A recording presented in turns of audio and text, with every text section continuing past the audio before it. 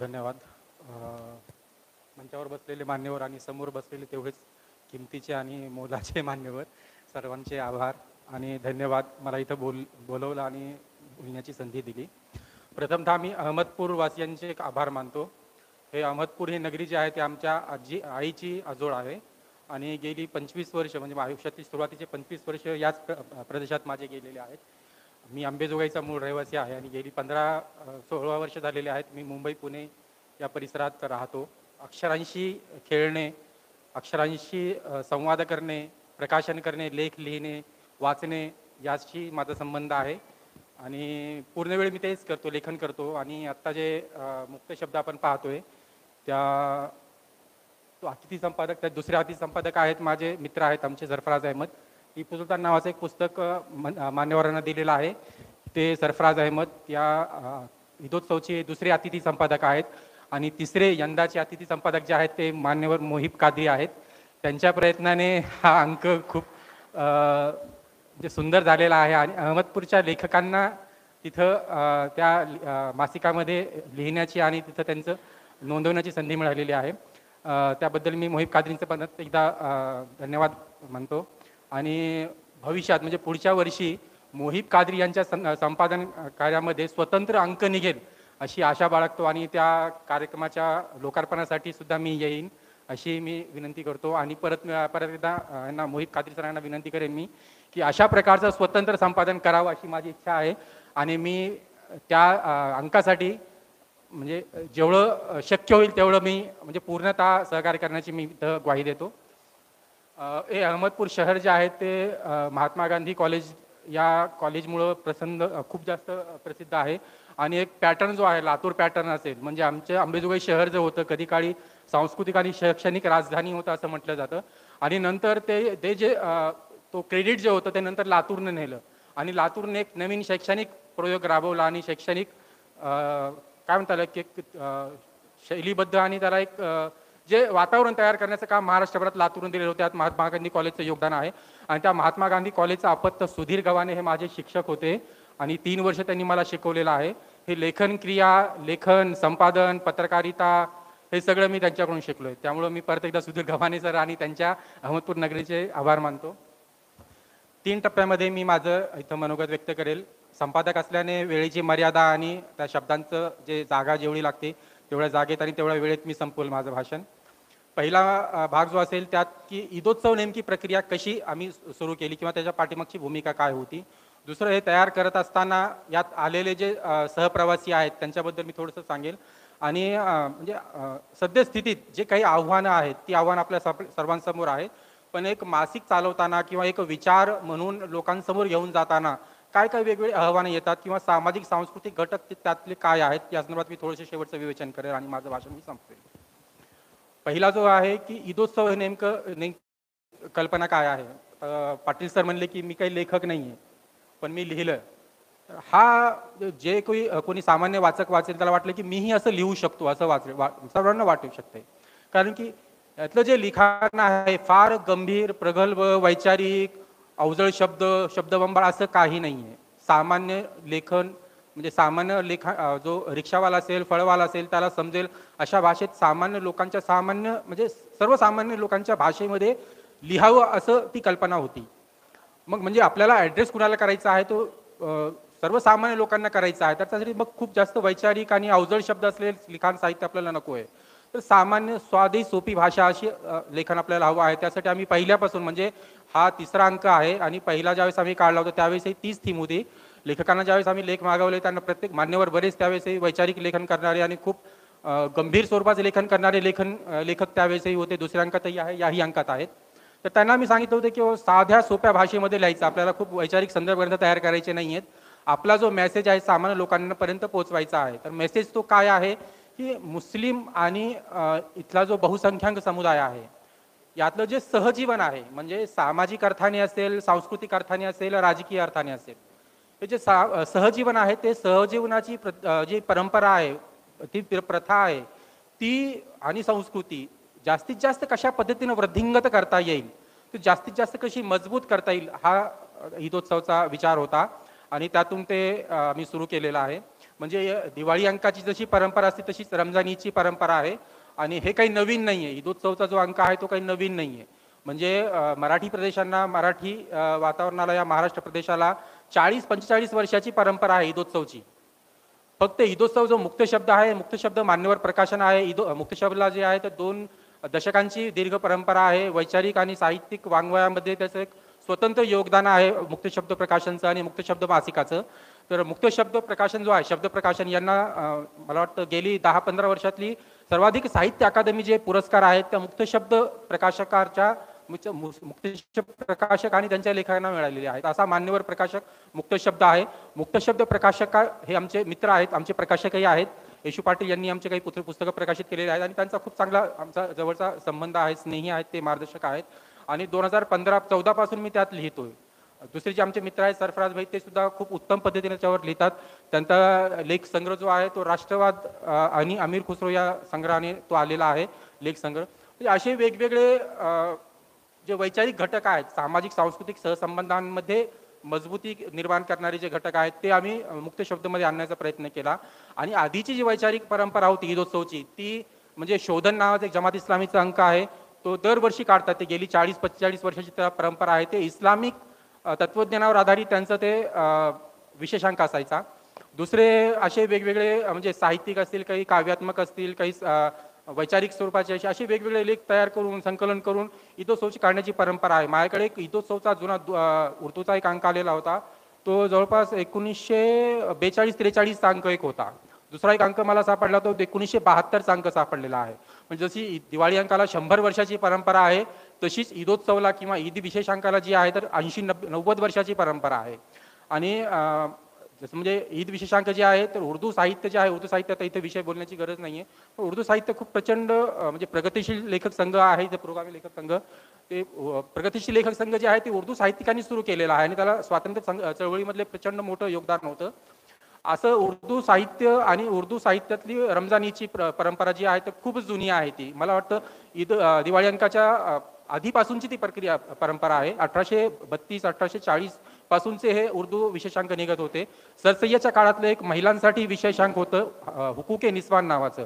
ते फक्त महिलांना समर्पित केलेलं विशेषांक होतं. ते मासिक निघायचं, त्रैमासिक निघायचं आणि त्याचा ईद विशेषांकही यायचा. तर ही खूप दीर्घ परंपरा आहे. तर मराठीतही अशा प्रकारचं मेन स्ट्रीममध्ये मुख्य प्रवाही चर्चाविश्वामध्ये आलं पाहिजे. आणि जे गेली 10 वर्ष 12 वर्ष आपण जे पाहतोय सामाजिक वातावरण जे डिस्टर्ब झालेलं आहे ते कसं पूर्वपदावर आणता येईल यासाठी जे वेगवेगळे घटक आहेत ते आपण शोधून काढूया आणि ते शब्दबद्ध करूया, हा त्यातला विचार होता. आणि स्वाभाविक जसं मी म्हटलं सुरुवातीला की भाषा जी आहे ती खूप सौम्य आणि साधी सोपी असावी की लोकांना अपील व्हावी. तर त्यासाठी आम्ही लेखकांना सांगितलं, मान्यवर लेखक जशा त्याच्यात लक्ष्मीकांत देशमुख सरांचा लेख आहे किंवा मग रणसुभे सरांचा लेख आहे. रणसुभे सर आणि देशमुख सर जे आहेत तर खूप तोडीची आणि वैचारिक मांडणी करणारे खूप प्रज्ञावंत लेखक आहेत. पण त्यांना सांगितलं की साध्या शब्दांमध्ये तुम्हाला मुस्लिम कसा समजलेला आहे किंवा तुम्ही मुसलमानांकडे कसं पाहता किंवा समुदायाकडे साहित्यिक सामाजिक अंगाने कसं पाहता हे शब्दबद्ध करा. तर त्यांनी म्हणले करतो आणि त्यांनी दुसऱ्या तिसऱ्या दिवशी लिहून पाठवला लेख.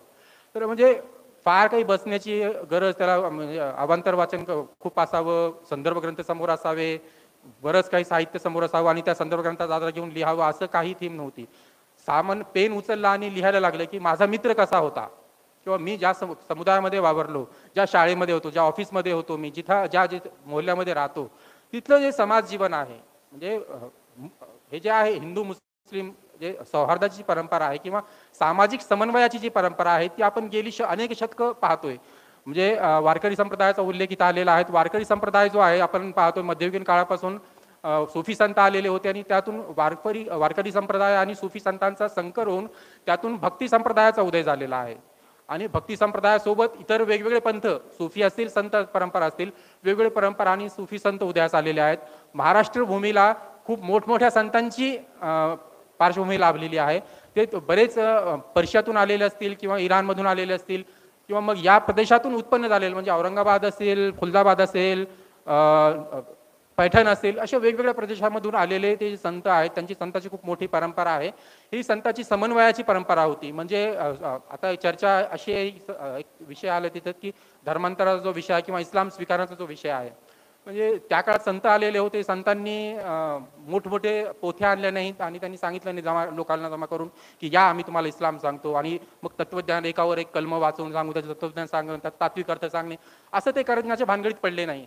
ते फक्त म्हणजे नवधर्माची जी सामाजिक परंपरा आहे किंवा समन्वयाची जी परंपरा आहे किंवा त्यातला समानतावाद जो आहे तो सांगण्याचा प्रयत्न केला आहे. आणि तत्कालीन परिस्थितीमध्ये म्हणजे मध्ययुगाच्या काळामध्ये 8व्या-9व्या शतकामध्ये इस्लाम इथं आलेला आहे. त्याच्या आधी पूर्वीपासून 7व्या-8व्या शतकापासून अरब व्यापारी इथे येत होते. ती जी समन्वयाची परंपरा होती त्यातून अरब आणि इथल्या त्यांच्या नवधर्माची ओळख झालेली होती. मग या शोषित इथल्या जो परंपरा आहे, शोषित प्रक्रिया जी आहे किंवा शोषणावर आधारित जी चातुवर्ण व्यवस्था होती त्यात शोषित झालेला जो घटक होता त्यांना नवधर्माची अपील झाली आणि त्यांना वाटलं की वो सुफी संत मला इस्लाम सांगतायत आणि एका ताटामध्ये जेवण करतायत माझ्यासोबत बसून किंवा मला बाजूला घेऊन बसतायत. हे त्यांच्यासाठी खूप म्हणजे क्रांतिकारी विचार होता की हा नवधर्म इतका क्रांतिकारी असू शकतो. म्हणून त्यांनी लगेच तो सुरुवात केली आणि संतांनी तो विचार सातत्याने पुढे घेऊन गेला आणि 300-400 वर्षामध्ये इतकी प्रगती झालेली आहे. इस्लाम धर्माचा विस्तार इतका मोठ्या प्रमाणात झालेला आहे. तर बहुतांश म्हणजे राजे आले, नंतरचा तो आक्रमक आले, ही प्रक्रिया तर चालू झालेली आहे. पण त्याच्या आधीपासून संतांची इथं परंपरा राहिलेली आहे आणि संतांनी जो इस्लाम आणि तो नवधर्माचा जो इथं वावर आणि जो विचार प्रसवलेला आहे त्यातून धर्मांतर झालेले आहेत इस्लाममध्ये. तो पॉप्युलर जो विचार आहे की तलवार आणि एका हातात तलवार आणि दुसऱ्या हातात स्वयंसो जे काही असेल ते, अशा प्रकारचं कुठलंही धर्मांतर झालेलं नाहीये. हे मी सांगत नाहीये, विवेकानंदांनी सांगून ठेवलेलं आहे, एम एन रॉयनी सांगून ठेवलेलं आहे, महात्मा गांधींनी सांगून ठेवलेलं आहे, पंडित नेहरूंनी सांगून ठेवलेलं आहे. यांचे जे दीर्घ लेखन आहे, यांचे जे पुस्तक आहे, सगळं पुस्तकामधून हे विचार आलेला आहे. विवेकानंदांनी त्याच्यावर खूप व्यवस्थित मांडणी केलेली आहे.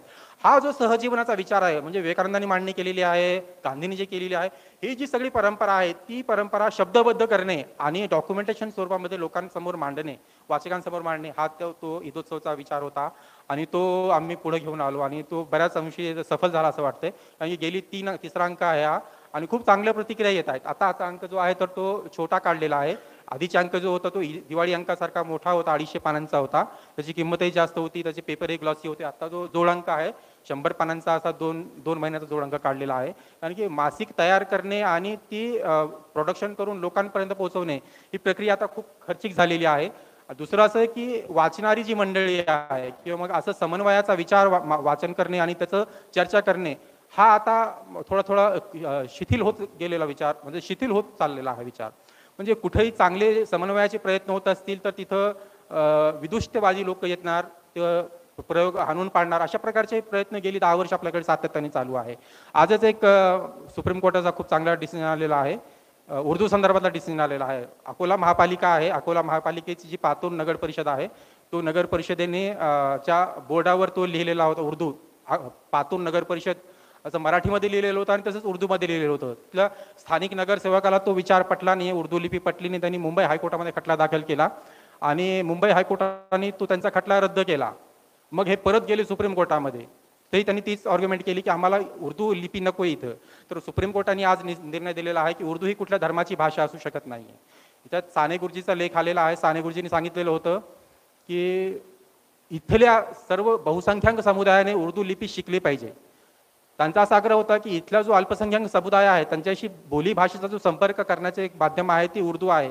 त्यामुळं बहुसंख्याक समुदायाने उर्दू शिकली पाहिजे असा त्यांचा आग्रह होता. साने गुरुजींनी तो मांडलेला आहे. हेच गांधीजींनी मांडलेला आहे. गांधीजींनी त्यांचा बहुसंख्यक पत्रव्यवहार जो आहे म्हणजे तय्यबजी फॅमिलीसोबत झालेला पत्रव्यवहार त्यांनी उर्दूमधून लिहिलेला आहे. गांधींनी उर्दू येरवडा जेलमध्ये, वर्धा आश्रमामध्ये, वेगवेगळ्या जेलमध्ये राहून त्यांनी उर्दू लिपी शिकली आणि त्या लिपीमधून त्यांनी जे संपर्क त्यांचे माध्यम होते त्या माध्यमातून त्यांनी संपर्क साधण्याचा प्रयत्न केलेला आहे.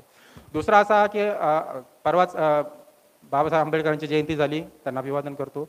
ज्यावेळेस हिंदू कुळवेलचा विषय आला आणि इतका प्रचंड वाद सुरू झालेला होता आणि सनातन्यांनी इतका अपप्रचार केला की भाऊ आणि बहिणीचं लग्न होणार आहे अशा प्रकारचं हे विधेयक आहे, त्यामुळे या विधेयकाला हाणून पाडावं. ज्यावेळेस बाबासाहेबांकडे हा अपप्रचार गेला त्यांनी म्हणले, सोहनलाल शास्त्रींना म्हटलं त्यांनी की आपण आता एक करूया की या विधेयकाचा अनुवाद करूया आपण. तर मूळ जो आहे इंग्रजीमध्ये होतं ते म्हणले की हिंदीमध्ये करूया, त्यासोबत उर्दूमध्ये सुद्धा करूया. उर्दूमध्ये तो अनुवाद केला आणि उर्दूमधला अनुवाद जो प्रत्येक प्रांतामध्ये पाठवला, प्रांताधिकाऱ्यांना पाठवला, तिथल्या विधिमंडळाच्या प्रतिनिधींना पाठवला, केंद्रीय विधिमंडळाच्या प्रतिनिधींना पाठवला आणि त्यानंतर चर्चा मंथन झालेलं आहे. त्यानंतर लक्षात आलं लोकांच्या की जसं प्रचार चालू आहे अपप्रचार, तसा त्यातला काही भाग नाही आहे. म्हणजे हे उर्दू त्यावेळेची भाषा होती. उर्दू ही संपर्क भाषा आहे. उर्दू कुठल्या धर्माची भाषा नाही. जसं कोर्ट म्हणते कुठल्या धर्माची भाषा नाही आहे. आज भाषेवर एक लेख आलेला आहे मठामध्ये. तर म्हणजे मठासारखं माध्यम आहे मराठी प्रदेशामधलं महाराष्ट्र टाइम्स. आईसलँडच्या कुठल्या तरी एका कुठल्या तरी छोट्या भाषेवर त्यांनी चर्चा मंथन केलेलं आहे त्या कॉलममध्ये. म्हणजे आईसलँडच्या भाषेबद्दल त्यांना कणव आहे, चिंता आहे. पण भारतीय भाषा इतक्या ज्या विलुप्त होत आहेत बोलीभाषा, त्याच्याबद्दल त्यांना चिंता नाही आहे. गणेश देवी जे आहेत, सर्वांना नाव परिचित आहेत, ते गेली अनेक वर्ष लोकभाषा जपावी यासाठी प्रयत्न करतात. खिशातले पैसे लावून संशोधन करत आहेत आणि लोकांपर्यंत जाऊन ते सांगतायत की ही बोली भाषा आहे, ही लयास जाणारी भाषा आहे, मृतप्राय होत आलेली भाषा आहे, ती जपावी यासाठी सरकारकडे त्यांनी प्रयत्न केलेला आहे. आणि आपल्या माध्यमांना कुणालाच वाटत नाही, गेली म्हणजे त्यांचं जे ग्रंथ प्रकाशित होऊन 7-8 वर्ष झालेले आहेत, त्या ग्रंथावर मराठी माध्यमामध्ये कुठली चर्चा आलेली नाही आहे. म्हणजे वृत्तपत्र असतील, चॅनल असतील किंवा इतर मासिक वेगवेगळी चर्चास्त्र घेणारी जे मंडळ असतील, तिथं ती चर्चा आलेली नाही गणेशदेवीच्या बोलीभाषेच्या संवर्धनासंदर्भातली. तर ही आपली अनास्था आहे. त्यामुळे आपण कुठल्याही भाषेला सहज म्हणू शकतो की ही आपली भाषा नाही आहे. म्हणजे आज संस्कृत एका विशिष्ट गटाची भाषा झाली असल्यामुळे ती मृतप्राय झालेली आहे, त्याचा विकासच होऊ शकलेला नाही आहे. उर्दू तशी नाही. उर्दू लोकभाषा होती. उर्दू ही जनसामान्याची सरळ हिंदीतली जी भाषा आहे आणि त्यामुळं सिनेमाच्या माध्यमातून, साहित्याच्या माध्यमातून ती जिवंत राहिलेली आहे आणि लोकांना ती अपील, संपर्क भाषा असल्यामुळे थेट लोकांना समजणारी आणि अपील करणारी भाषा होती ती. ईस्ट इंडिया कंपनी आल्यानंतर सुद्धा त्यांनी राजभाषा जी होती ती फारसी होती त्या काळातली, पण संपर्क भाषा म्हणून त्यांनी उर्दूला मान्यता दिलेली होती. आणि म्हणजे ईस्ट इंडिया कंपनीचं स्थिरतावर होऊन 50-40 वर्ष झाल्यानंतर त्यांनी इंग्रजी भाषेला प्रामुख्याने स्थान दिलं. म्हणजे ब्रिटिशांनाही ते नको होतं. संपर्क भाषा इथली उर्दू आहे, हिंदी आहे, सरळ भाषा हिंदुस्थानी आहे, त्याला हात लावता कारण म्हणजे त्या ब्रिटिशांना वाटत होतं, पण आपल्या इथल्या प्रशासकीय अधिकाऱ्यांना किंवा सरकारला तसं वाटत नाहीये. तर ते उर्दू भाषेसंदर्भातले जे काही कथन आहे किंवा जे काही चर्चा आहे, जे काही वादविवाद आहेत, ते पहिल्या अंकामध्ये, दुसऱ्या अंकामध्ये ते आलेलं होतं, या अंकात ते आलेलं नाहीये. असे दोन समुदायाला जोडणारे जे वेगवेगळे घटक आहेत, त्या घटकांना एकत्र बांधणे आणि तो विचार लोकांपर्यंत पोहोचवणे. जसं सहज आपण चर्चा केल्यानंतर गाडीमध्ये बसलो, प्रवासात असं कुठेही, की मुसलमान दिसला की मग ते डोक्यात काहीतरी ते एकदम वेगळाच विचार जातो आणि तो एकदम खुन्नस नजरेने त्याच्याकडे पाहायला लागतो, कारण माहित नाही. सहज अशी प्रक्रिया, म्हणजे मानस घडण्याची जी प्रक्रिया आहे गेली 10 वर्ष, इतकं सातत्याने म्हणजे अपप्रचार आणि दुष्प्रचार इतका झालेला आहे. तर त्यामुळे इस्लाम आणि मुस्लिम हे नाव आलं की त्याच्या फुली मारून टाकणे, चर्चाही न करणे. म्हणजे एम एन रॉय, मी त्या ह्याच्यात एक साने गुरुजीचा लेख लिहिलेला आहे. साने गुरुजींनी इस्लाममध्ये 1938 साली लिहिलेलं होतं, 32 साली लिहिलं होतं इस्लामवरचं. त्यांनी जे इस्लामी संस्कृती नावाचं पुस्तक होतं आणि त्यानंतर त्यांनी ते साधनामधूनही सातत्याने इस्लामबद्दल लिहित आलेले होते. 1938 साली एम एन रॉयचं पुस्तक प्रकाशित झालेलं आहे. म्हणजे ज्ञानसाधनेबद्दल उल्लेख केलेला आहे इथं, की इस्लामची परंपरा कशी आलेली आहे किंवा इस्लाम इथं काय काय आणलेलं आहे. जसं कादरी सर सुरुवातीला म्हणाले किंवा हे वेगवेगळे ज्ञानसाधना आहेत, हे इबादत आहेत आणि इबादतमधली ही जी ज्ञानसाधना आहेत, ते वेगवेगळे ज्ञानसाधनाचे घटक त्यांनी सांगितलेले. तर ज्ञानसाधना ही जी आहे ते सुद्धा स्वतंत्र इबादताचा एक इबादत म्हणजे श्रद्धेचा आणि श्रद्धाभावाचा एक घटक आहे. तर एम एन रॉय सांगतात की हे